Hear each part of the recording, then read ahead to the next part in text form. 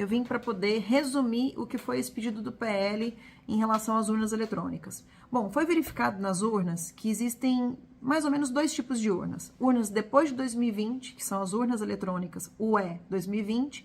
Existe um outro tipo antes de 2020, que são de 2009, 2010, 2011, 13, 15, enfim. São vários tipos de urna. Nessas urnas anteriores a 2020, observou-se que o log delas é igual em todas as urnas. E são muitas urnas, hein? Para você ter uma ideia, as de 2020 são 193 mil urnas e as de 2009 a 2015 são 279 mil urnas, ou seja, quase 60% do total. Nessas urnas, simplesmente existe a quarta coluna, que é do log, que apresenta uma falha. E nessa coluna, o log é sempre repetido o mesmo log. Um log super estranho. Vamos lá, o número 67, 30, 59, 85. Isso é repetido em todos os logs de todas essas urnas. Só que você tem que ter 3 dados das urnas. Você tem que ter o log, você tem que ter o boletim de urna, que é aquele número que vocês conhecem já, é o boletim de urna, e o registro digital do voto. Se você conseguir linkar o log, o registro digital do voto com o boletim de urna, pá, você tem a auditoria do voto e pronto. Só que, além de você ter um log único para todas as urnas anteriores a 2020, que isso já é um caos, você não consegue verificar nada, é como imagina se todos os carros da sua cidade, ou 60% deles, tivessem a mesma placa. Inclusive, esse exemplo foi dado pelo Gustavo Gayer. Como é que você vai multar uma pessoa se a placa é exatamente igual a de outras pessoas? Não dá, né? Tem que ter número diferente. Então, vamos lá. E a segunda ocorrência que é muito importante é que todas as urnas que tiveram algum tipo de problema durante a eleição, foram mais de 200, que foram desligadas e ligadas novamente, registrou-se nas atividades ou o nome do eleitor ou o seu número do título de eleitor. Só de ter acontecido isso já é um estrago absoluto, tá? E aí existe uma resolução do Tribunal Superior Eleitoral que diz o seguinte, é a resolução 23.673. As entidades verificadoras poderão solicitar verificação extraordinária após o pleito, desde que sejam relatados fatos e apresentados indícios e circunstâncias que a justifiquem. Bom, tem vários fatos aí, vários indícios que justificam, né? E até quando pode ser solicitado isso, Carla?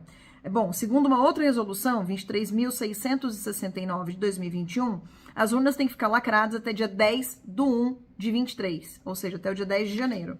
A data limite para pedir essa resolução aqui, essa verificação extraordinária, é 5 dias antes, segundo o parágrafo 1º do artigo 51 dessa resolução.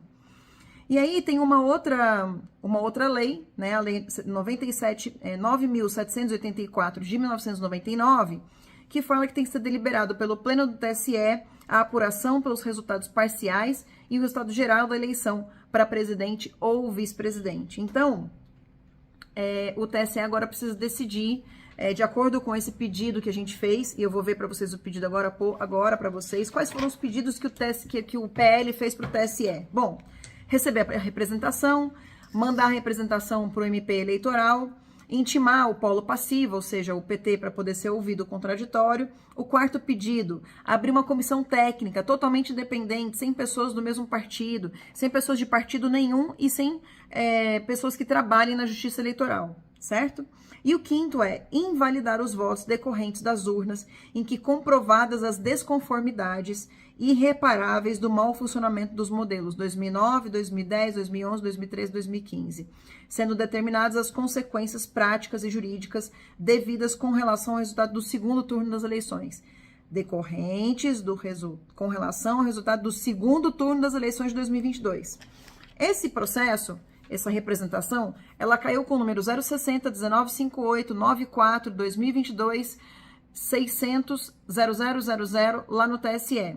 O colegiado do TSE com o órgão julgador pela Carmen Lúcia, ou seja, ela foi destacada, deve ter sido sorteio, né? Normalmente é assim que funciona. A Carmen Lúcia é a julgadora do caso e o assunto, apuração, totalização de votos. Minutos depois de termos feito da entrada com a representação e ter feito a coletiva de imprensa do PL, o ministro Alexandre de Moraes, suprimindo uma instância, ou seja, ele é presidente do TSE, ele suprimiu a relatoria, ele simplesmente deletou a relatora do processo e ele violou o princípio do juiz natural ampliando o pedido e determinando que, por exemplo, uma coisa que a parte não pediu, que é determinar a questão do primeiro turno.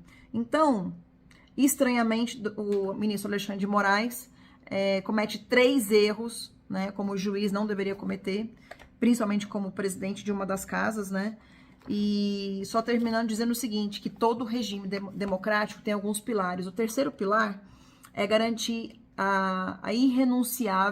garantia irrenunciável das eleições livres, justas e igualitárias, realizadas mediante um sufrágio universal.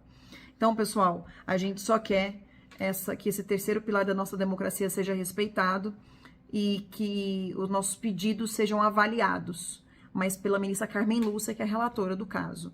Outra coisa, uma dessas leis que eu li para vocês, que é a lei do 9.784, ela diz o seguinte, tem que ser deliberado pelo pleno do Tribunal Superior Eleitoral, e não por uma pessoa somente. A relatora do caso é a Carmen Lúcia, e tudo tem que ser deliberado pelo pleno do Tribunal Superior Eleitoral. Tá entendido, Alexandre de Moraes? Tem que seguir bonitinho, tá? Tá na lei. Gracinha. Beijo, tchau, tchau.